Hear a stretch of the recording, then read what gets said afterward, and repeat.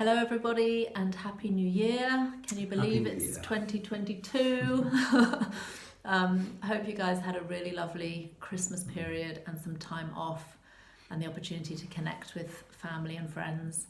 It was great for us to have Kezia back in Spain from the UK, and we also had a friend with us over Christmas, so that was a real treat. And of course, in terms of the property and everything went quiet with banks and vendors and lawyers and so on. And so we have been a bit quiet as well. And I think that was good for us. It was good just to be able to take a step back after the intensity of the last months, to rest a little bit, to just reflect some on what's been happening. And really with that we sensed just to kind of lay everything before the Lord again and ask, is this still the direction we're to keep going? Is there anything else that we need to hear that we haven't heard so far?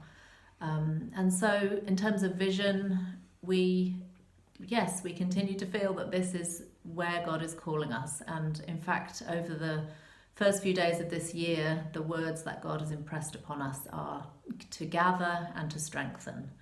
And so that is what we sense the Place of Springs is to be about, a gathering place for God's people and to strengthen people in their walk with Him. So we went so far as to just kind of lay the property before the Lord again and wonder together and with Him, is there something else that is maybe a better option? Perhaps this property is not the one. And we visited 3 other places in the general area that could be a fit. And really sensed after that, no, actually, the property that we've been, that's caught our attention is really well suited. The location is well suited, the configuration of the buildings is well suited. And so we continue to feel as if we're being invited to persevere and to see what God is going to do in order to bring this about. So practically, where are we up to then? Well, one of the things we did actually just before Christmas, we went out, I think for 7 days in a row, and we prayer walked around the property, which was a great thing to do. It was fun to go there several days in a row, and I think as we did that, we really did have a sort of sense of a peace and a love for the property and a real sense of wanting to press on with it. So as you are probably aware, at the end of November, our initial application for a mortgage was denied, which was disappointing. And because of that, our offer on the house fell through. We weren't able to push ahead. We've continued, though, to communicate with the vendor over Christmas. We've talked with her several times. She knows that we're still very keen on the house. She knows that we are going to put in a fresh mortgage application. We've talked with the bank, and we've been advised by the bank that we need to wait until at least the end of February to make the new application. We've made some changes with the way we receive money from friends and donors personally, so that our income is more compatible with what the mortgage requirements are. So hopefully that will help. One of the other things is, obviously, because we're applying for a 60% mortgage, the bank will be looking to see whether we have the rest of the money, the deposit, in full in our account.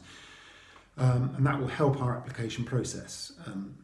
We still need around £30,000 to have the full deposit in our account. Amazingly, generous friends offered us that full amount as a loan recently. And we thought about it and we talked about it with a financial advisor. And the more we've prayed about the thought of taking on that loan, actually we don't feel comfortable taking on that big a loan on top of a 60% mortgage. It just feels like we would be overstretched and exposed. And so at this point, we feel we shouldn't take that as a personal loan on top of a mortgage, but we should trust instead that God can provide that amount through gifts and donations. So right now, that's where we're at. We're trusting to put in an application in the next 6 weeks or so. We are going to start talking to the lawyer again in the next few days, our lawyer and the vendor's lawyer, to come to some agreement. And we're trusting God for this full amount. And it's been interesting, hasn't it? Because a few of you have contacted us and said, I'm really believing that God can provide the whole amount in a way that you won't actually need a mortgage. And of course, we're still very open to this as a possibility. And so do continue to pray. Those of you who've been sensing that invitation in faith, continue to pray for that. It could be that God is going to release the finances in a different way to us even having the mortgage. So that, of course, is an option.